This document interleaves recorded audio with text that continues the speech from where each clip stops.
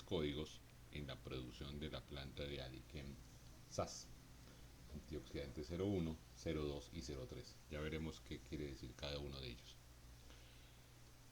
Cuando uno está protegiendo un polímero, lo está produciendo las plantas petroquímicas, polietileno, PET, poliestireno, polipropileno, las plantas al polímero, después de fabricado en el proceso de reacción, le agrega, entre otros, aditivos antioxidantes, que tienen como objetivo evitar de que el polímero se degrade o pierda propiedades dentro de su procesamiento. Acá en la gráfica de la derecha ilustramos cómo son las propiedades mecánicas de la tensión versus la elongación de un material en condiciones normales. Estas propiedades mecánicas se pueden ver afectadas por el uso de polímeros reprocesados o de material reciclado si no son adecuadamente protegidos. Una manera de protegerlos evidentemente son los aditivos antioxidantes. La degradación de los polímeros sucede por varios efectos. Uno de ellos es la luz, otros por el calor o por el cizallamiento, que es la rata de fricción que tienen los polímeros dentro de los equipos de transformación. Existen varios paradigmas en el sector plástico. Generalmente todos los transformadores hablamos, yo solamente trabajo con los retales de mi empresa. Mi resina es original y la reproceso más de N veces. Si reproceso la resina no estoy perdiendo nada.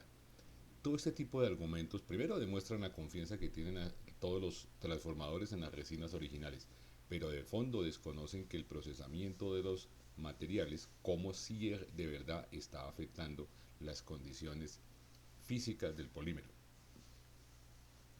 Cada vez que el plástico se procesa una y otra vez, se van consumiendo los aditivos antioxidantes que originalmente colocó la planta petroquímica, como decíamos. Cuando este saldo es cero, lo cual puede suceder después de la primera pasada por la máquina, extrusora o inyectora, comienza la exposición del polímero a los agentes degradantes, el oxígeno y el calor, que están presentes per se en el proceso de transformación, y se da inicio a los problemas de color, cambio de fluidez, roturas, pérdida de rigidez, llenados incompletos, revientes en la línea de extrusión, generación de puntos negros o de quemados.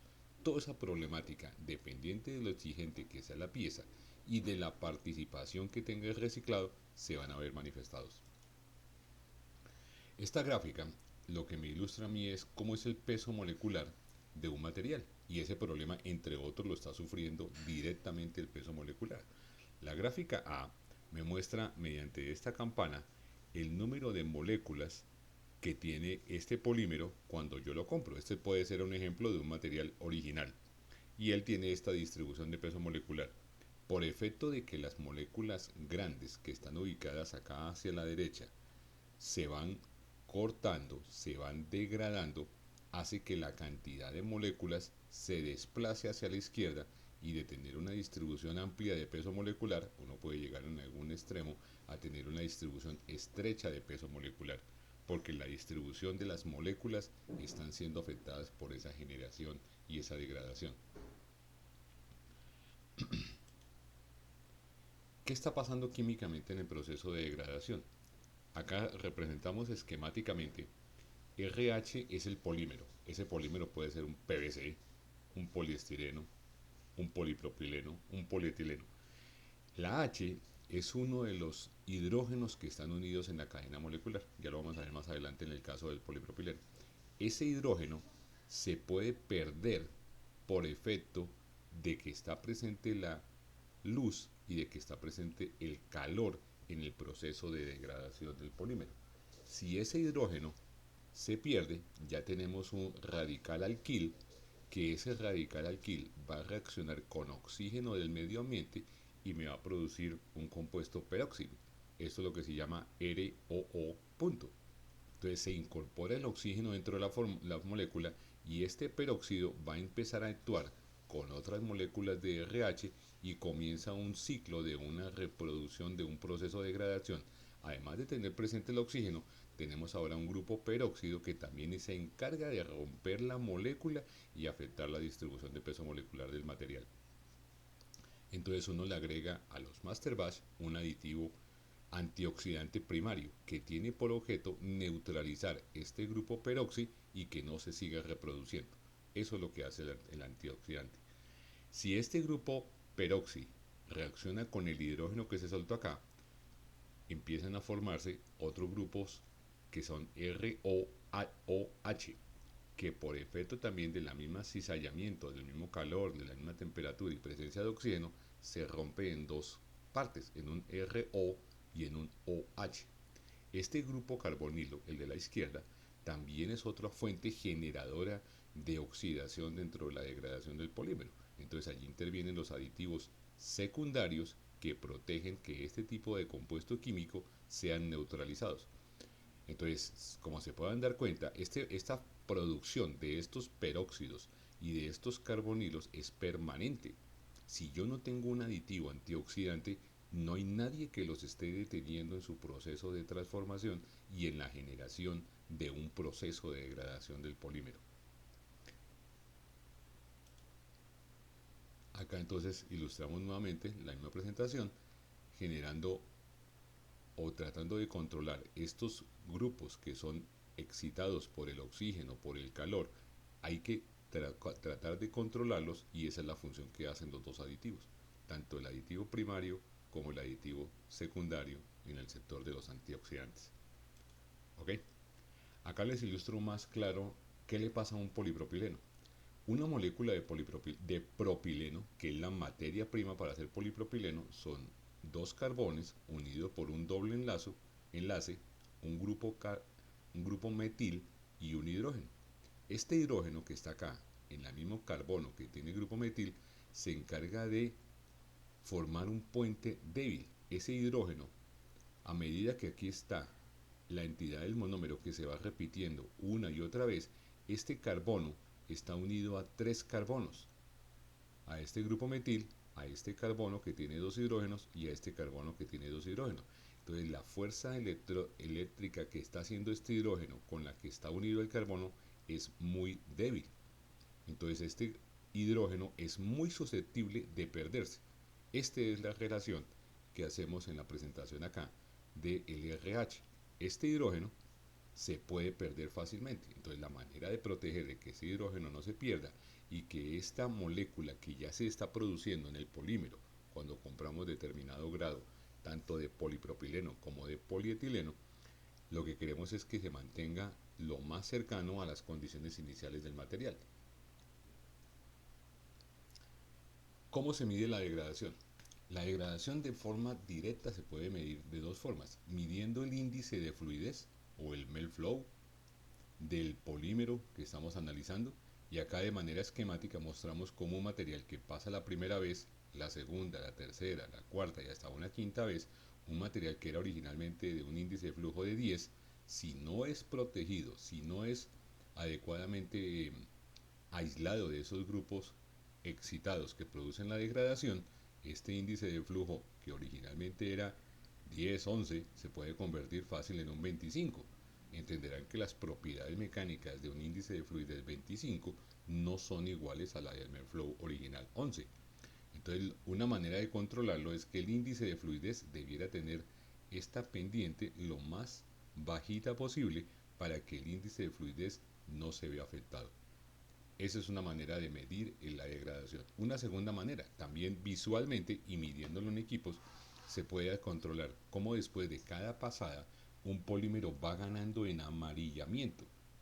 Al principio, las primeras pasadas, la primera, segunda, no evidencian un cambio notorio, pero si uno reprocesa ese material una y otra vez, se pueden llegar a diferentes tonos de amarillo, un amarillo intenso, un amarillo oscuro, un café y literalmente un material ya con todas las propiedades perdidas. En el mundo de las películas, en Colombia se emplea un término que es el color aguapanelo, que es un color totalmente diferente de la materia prima original. Ahí se está evidenciando la presencia del amarillamiento que estamos hablando. Más técnicamente, existe otra norma, que es la norma ASTM 3895, que mide el tiempo de oxidación, Oxidation Induction Time, OIT. Ese tiempo, básicamente, la idea es que sea controlado y medido en un aparato que se llama un DSC, un differential scanning calorimeter, en donde bajo unas condiciones de 200 grados centígrados y una atmósfera de oxígeno se mide el tiempo de degradación. Mientras más largo el tiempo, pues más estabilizado está el material. O sea, en otras palabras, mientras más aditivos antioxidantes, más protegido esté el polímero, ese OIT va a ser más largo. Si el aditivo antioxidante se consumió, el OIT va a ser muy bajito. ¿Correcto? Básicamente la prueba consiste en que aquí se mide la cantidad de energía o la diferencia de energía que está teniendo el cambio del material en el tiempo. Entonces lo que hace el equipo es, al principio la muestra se mantiene bajo una atmósfera de nitrógeno a una temperatura alta del orden de 200 grados centígrados y en algún momento en el proceso se cambia de nitrógeno a oxígeno, se mantiene la misma temperatura, se mantiene una isoterma y en ese momento se comienza a medir el tiempo ya bajo una atmósfera de oxígeno. Obviamente ya el oxígeno hace su labor y se mide cuando la energía se dispara o se sube. Entonces este tiempo medido en minutos o en segundos me está indicando una manera qué tan protegido está el polímero. ¿Ok? Ese tipo de polímeros, le estoy diciendo ya hablando específicamente de los Masterbatch de Adiken, tiene una concentración, nuestro material estándar tiene 9% de concentración de acción antioxidante que equivale a 90.000 partes por millón de aditivos activos. Y de acuerdo a cómo se esté reprocesando el material, en un nivel bajo, en un nivel medio o en un nivel alto, están diferentes dosis. Aquí es importantísimo aclarar, una vez el material ya está degradado, a pesar de que se le agregue aditivos antioxidantes, no se recupera la degradación que ya se perdió. Una manera es, a partir del momento que se agrega antioxidante, se previene de más degradaciones, pero lo que ya quedó afectado, lamentablemente ya lo está. Cada proceso emplea en sus fórmulas un nivel de reproceso como tal, haciendo una exageración. Por ejemplo, el mundo de extrusión termoformado, uno puede tener 40, 50, 60% de material reprocesado mezclado con resina original. Es uno de los procesos que más demanda retal en su proceso. En un proceso de inyección o en un proceso de soplado, definitivamente de acuerdo al diseño, si es una colada fría, si es una colada caliente, o en un proceso de soplado como se haya diseñado como tal el envase, se producen cantidades diferentes de material reprocesado. Por eso uno no puede generalizar de que todos los procesos son iguales. Caso por caso, máquina por máquina y hasta molde por molde es necesario hacer una evaluación para determinar cuál es el nivel ideal de aditivos antioxidantes. Acá están las tres presentaciones que les decía en un principio que tenemos. La versión número 01 es basada en un vehículo de polietileno lineal y una concentración del 9%.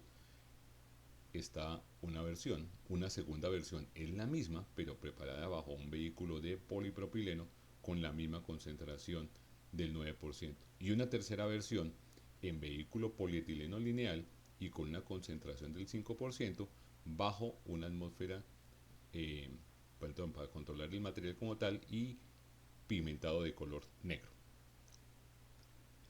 Acá están nuestros contactos, el email, el WhatsApp o el correo electrónico